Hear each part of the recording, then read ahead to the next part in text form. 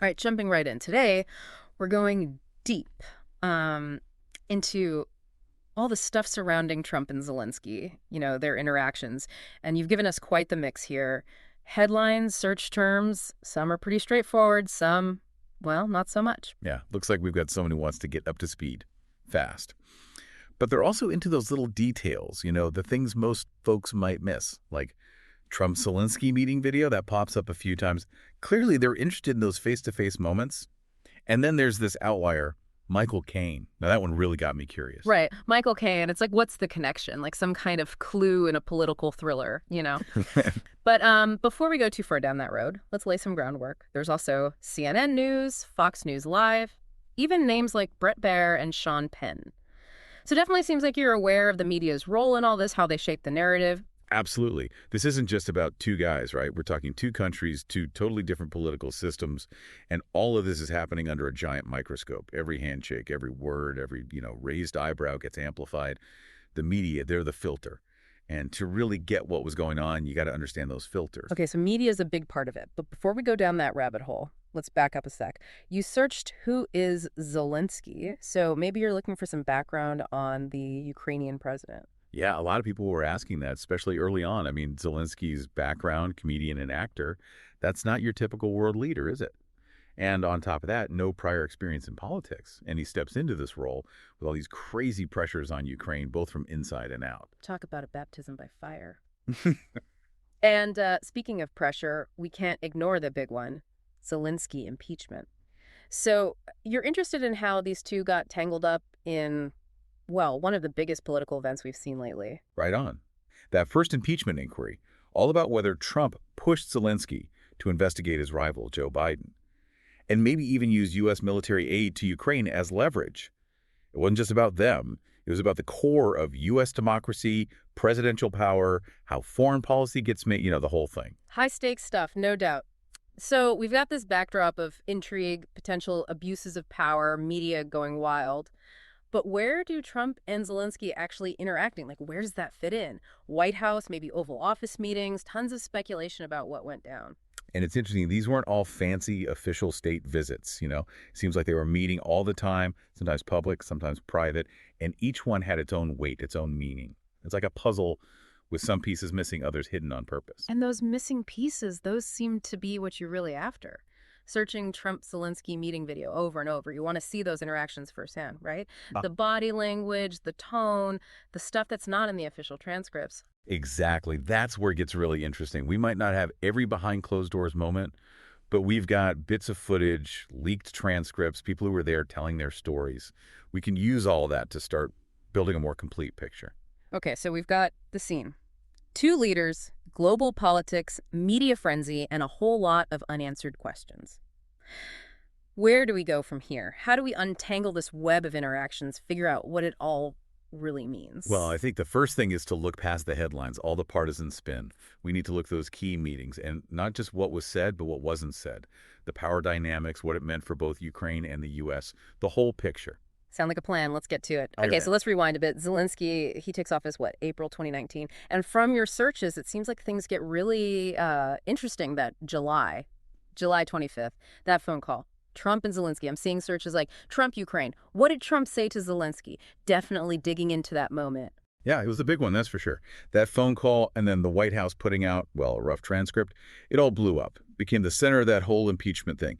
Did Trump use his power, as president, to pressure a foreign leader, to get dirt on Biden, his potential rival in the 2020 election? That was the question. Yeah, the Biden connection. I remember that being a huge debate back then. What exactly was Trump asking Zelensky about Biden? Like, what did he want him to do? So the main thing was Trump wanted Zelensky to start investigations into Joe Biden and his son, Hunter. Hunter Biden had business dealings in Ukraine, and Trump was pushing this idea that there was something shady going on. The implication, not said outright, but definitely there, was that maybe, just maybe, U.S. military aid to Ukraine, which they really needed, might depend on those investigations happening. Whoa, that's a power move. So basically, maybe Trump was saying, hey, you want our help? Dig up some dirt on my opponent. Pretty explosive stuff. How did Zelensky handle that? That's where Zelensky's political skills, maybe even his acting background, came in handy. He was very careful. Publicly, he downplayed any pressure from Trump, said everything was cool between them, emphasized how important the U.S. and Ukraine's relationship was. Diplomatic, you know. But behind closed doors, who knows what was really going on, what he was thinking, how he was trying to keep Ukraine safe and deal with this crazy situation. Like walking a tightrope, right? Right. And speaking of behind closed doors, I keep coming back to these Trump-Zelensky meeting video searches. Did any footage of their actual, like, private talks ever come out? Well, we have some footage of them together, press conferences, quick greetings, that kind of thing, but nothing from their private meetings. So we're stuck with transcripts, what people who were there have said, and a lot of different interpretations, often contradicting each other. It's like a puzzle, but you have to read between the lines, figure out the story from just scraps of information. Which is where the media comes in, right? You've got searches for all sorts of outlets. CNN, Fox News, The Guardian, even specific journalists, Brett Baier, Jim Acosta. Did you find big differences in how they covered this? Oh, yeah, for sure. It was like night and day. Total split down party lines reflected just how divided the U.S. was politically back then. CNN, for example, they really went after Trump, focused on the possible abuse of power, the quid pro quo idea, painted Zelensky as the victim of Trump's pressure. And I'm guessing Fox News had a different take. Totally different. They often downplayed the whole thing, sometimes even defended Trump, said he was being tough on corruption, fighting against a deep state conspiracy, that kind of thing. They pointed to Zelensky saying publicly that there was no pressure and focused on how important it was for the U.S. to support Ukraine. Two totally different stories, each one aimed at a certain audience, reinforcing what they already believed. Makes you wonder, how much did people's understanding of this whole thing get shaped by, where they were getting their news? Exactly. Media framing, how it influences what people think, that's key here. Did people get the full picture or just a version that fit their existing biases? And with searches like Trump-Zelensky shouting, reaction to Trump-Zelensky meeting, it seems like you're interested in how the public, how regular people reacted to these interactions. Was there outrage, been confusion, something else entirely? It was all over the place, really. Mirrored how divided the U.S. was, and the world for that matter. Some people were really disturbed by what Trump was doing, saw it as like betraying Ukraine, a dangerous sign for U.S. foreign policy. Others, they saw it as nothing, just a political attack, nothing to see here. So you've got all this going on, but what about Russia? What about Ukraine's actual situation? I see searches for Russia, Putin, even World War III. Definitely some anxiety there about the bigger picture. Absolutely. The U.S., they're Ukraine's most powerful ally. And any sign that that relationship is shaky that could embolden Russia, put Ukraine at risk, what Trump did, whether he meant to or not, it created uncertainty. Made people question whether the U.S. would actually stand by its allies. So it's not just these two guys. It's personal relationships, political games, media spin, and, oh yeah, a whole international crisis going on. In your research, did any other, key players come up, people who had a big influence on how this all played out? Yeah, there were a few. On the U.S. side, there was Rudy Giuliani, Trump's personal lawyer. He was really pushing for those Biden investigations, working outside the normal diplomatic channels. Then there was Mike Pence, the vice president at the time. He met with Zelensky, too, but it's less clear what his role was in all this. And, of course, a ton of diplomats and officials on both sides trying to manage this whole, increasingly messy situation. And on the Ukrainian side, anyone besides Zelensky himself really stand out? Andriy Yermak. He was Zelensky's chief of staff. Became a really important figure, basically the main point of contact with the Trump administration. He had this tough job navigating the political minefields in both countries, trying to get U.S. support, which Ukraine desperately needed, while also keeping Zelensky from getting too caught up in U.S. politics. So it wasn't just a two-man show, a whole bunch of characters, each with their own goals, their own motives, all pushing and pulling on this already fragile relationship. How did their actions, individually, how did they feed into the overall story of Trump and Zelensky? It's like it's a super complicated chess game, right? One player makes a move, it affects everyone else. It's this tangled web of actions and reactions. If you want to understand the big picture, you have to understand why each person did what they did. Makes sense. And with that impeachment inquiry looming, were there any specific events, any revelations in your research that really felt like turning points, like things shifted after that? That whistleblower complaint. September 2019. That was huge. It claimed that Trump was trying to get foreign help to win the 2020 election and that people in the White House were trying to cover it up. It was based on firsthand accounts from people inside the administration. Really blew the whole thing open. Gave the impeachment inquiry a ton of momentum. Yeah, that definitely changed things. And how did Zelensky react as this was all escalating? Publicly, he kept it cool, tried to stay out of U.S. politics as much as possible. But you could tell the pressure from Trump, the impeachment inquiry, would put him in a tough spot, trying to balance keeping that crucial U.S. alliance with protecting Ukraine's independence. Imagine being a new leader, dealing with that level of international pressure. Did Zelensky ever, push back against Trump, try to assert his own agenda? There were some subtle moments, like there's this joint press conference, and Zelensky gets asked about investigating Biden. He deflects it really skillfully, emphasizes that Ukraine's judiciary is independent, steers the conversation away from what Trump wants. So playing the diplomat, but with a little bit of backbone. And the media, with all their different perspectives, how did they portray this back and forth? Still super partisan, each outlet filtering things through their own lens. But as the impeachment inquiry went on, more details started coming out about the pressure campaign, the cover-up attempts. Some outlets start taking a more critical stance towards Trump. So even with all the polarization, the story started to change as new information came out.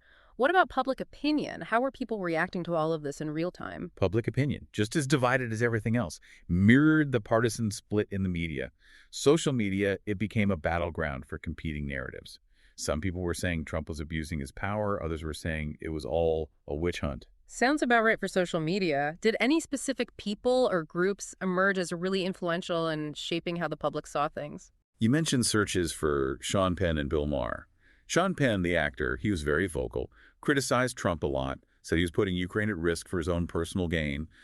Bill Maher, the comedian, he was more nuanced, questioned what Trump was doing, but also questioned how effective the impeachment process was. So a mix of celebrity voices adding to the noise. What about regular people? Did you find anything about how they were reacting?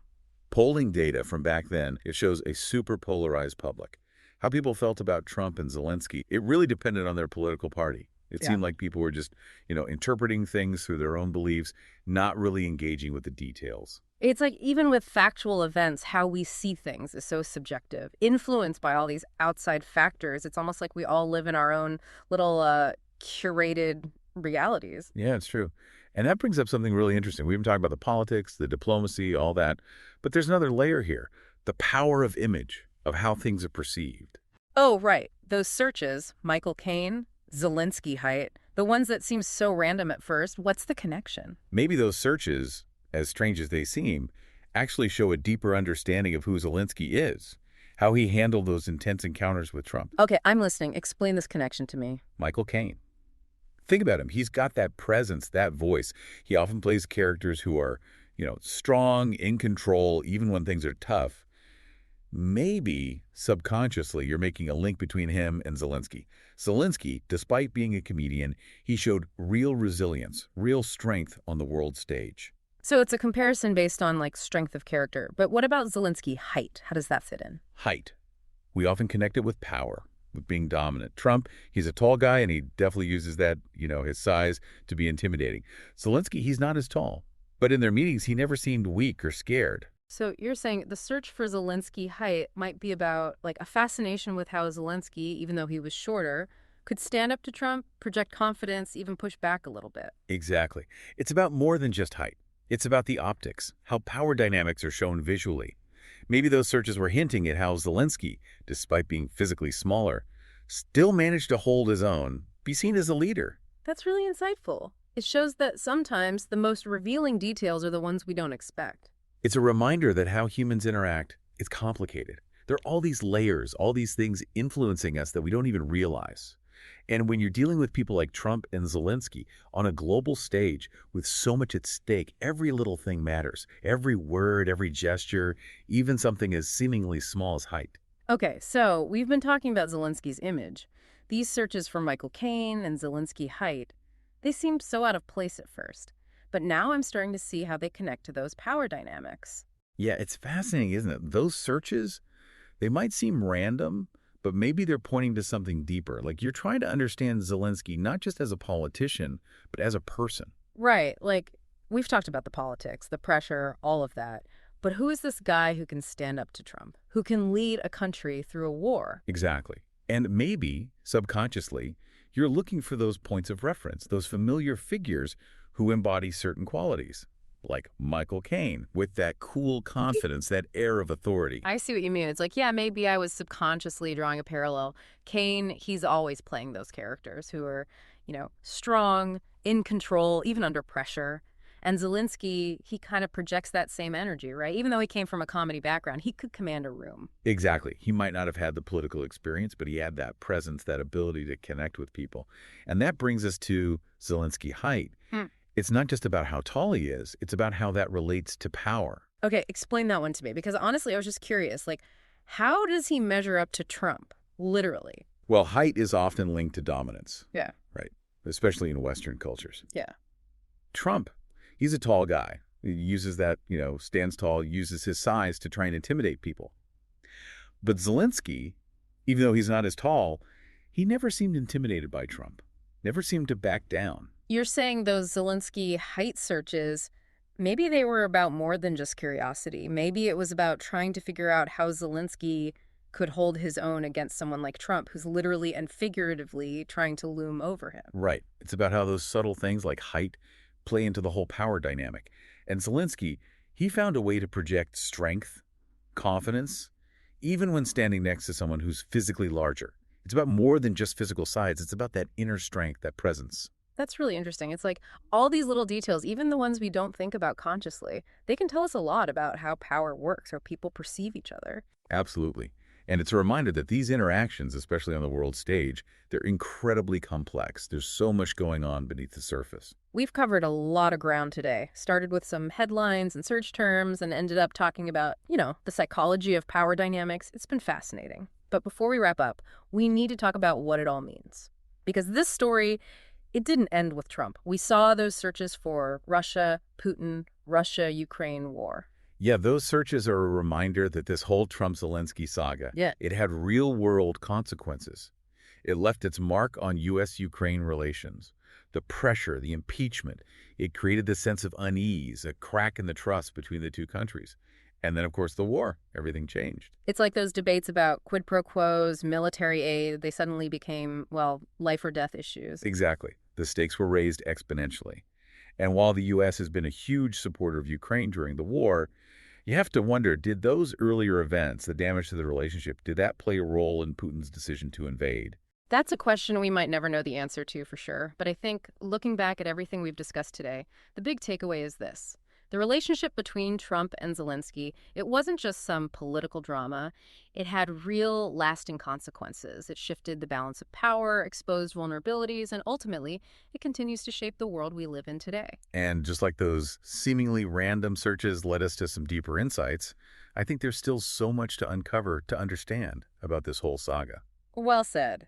And on that note, we'll leave you with this. How will the Trump-Zelensky era, with all its twists and turns, how will it shape the future of U.S.-Ukraine relations?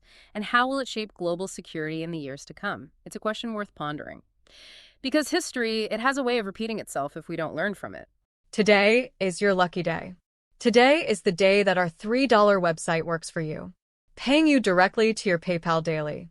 Imagine $3 ongoing continuous payments to your PayPal account.